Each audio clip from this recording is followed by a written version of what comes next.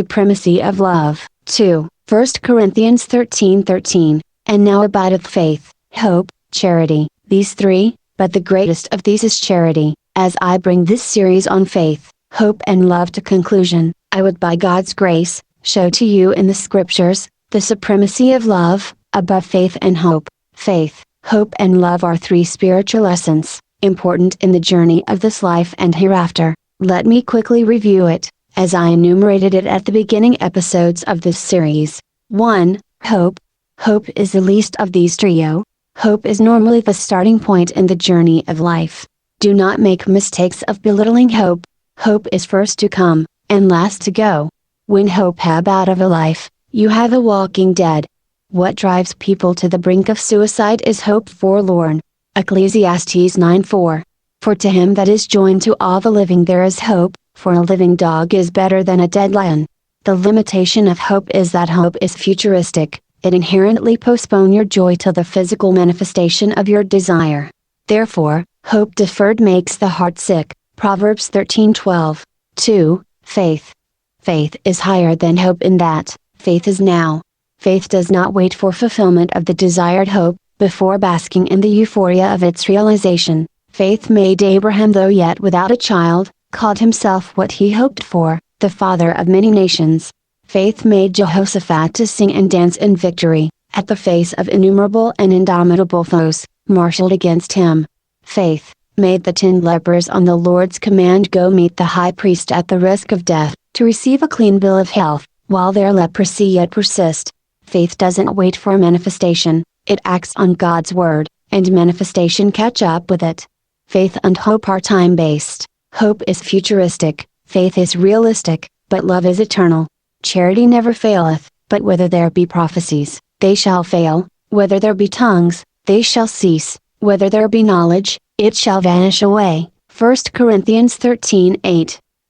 It is scriptural to get by sowing in hope, it is also scriptural to sow in faith and reap. But, with love, your starting point, your motive is not sowing to reap, or giving to get, but service. Moreover, there are times that hope will be deferred, and faith fails, for faith fails when faith lacks love. Galatians 5:6. Love always work even without hope or faith because, God is love.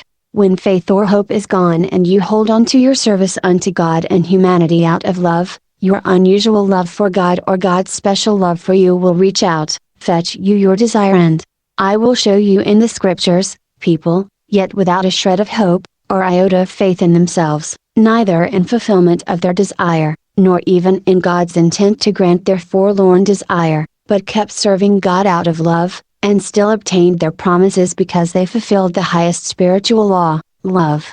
The first person I will show you is Sarah, Genesis chapter 18 verse 12. Sarah's ordeal passed the realm of hope, she confessed in faith as she was charged, changed her name as she was prophetically instructed, yet remained as barren as ever. In fact, she scorned herself and the angel that brought her miracle, not even an iota of faith, but hers and her husband's act of love, their hospitality, their goodwill and generosity, overrode her hopelessness and faithlessness, to deliver her precious miracle in her belly. Service, an act of love, answers more than prayers. 2. The paralytic man in John 5:5, God's love, favor, mercy and grace, overrides faith. God's love, His mercy, grace and favor, could override limitations of humans' faith. Remember, as I pointed out in episode 9, Ahava, I give, Racham, mercy and favor, and Shannon, grace, all mean love in Hebrew.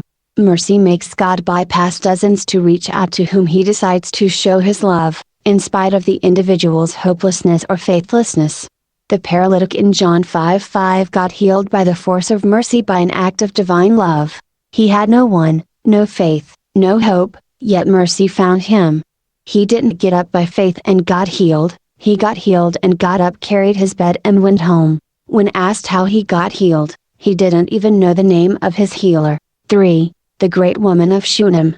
2 Kings chapter 4 verses 8 to 17. The force of love is stronger than faith. The story of the great woman of Shunem demonstrates the supremacy of love over faith. Don't forget, love primarily in Hebrew, the main language of the Bible, is to give. to show mercy and bestow favor. That was the point the Lord was making in the parable of Good Samaritan, that center on love. Shunem woman's acts of love upturned her hopeless case, and her faithless heart. She did not allow her dire state make her abandon her service to God and God's servant. She told her husband, "I perceive that this is a holy man of God," so she made provision for Elisha the prophet.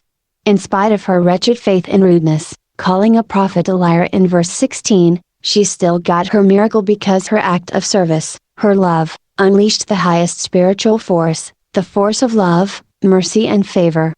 Are you in a dire situation? Is your faith waning? Don't fail in love. Love is the fulfillment of the law. You cannot pass the test of love, and fail the test of life. Keep serving God and engage more in His service. Hannah got her miracle, when she shifted her focus away from her mockers, and decided on love, giving back to God the dear child she had always wanted from God.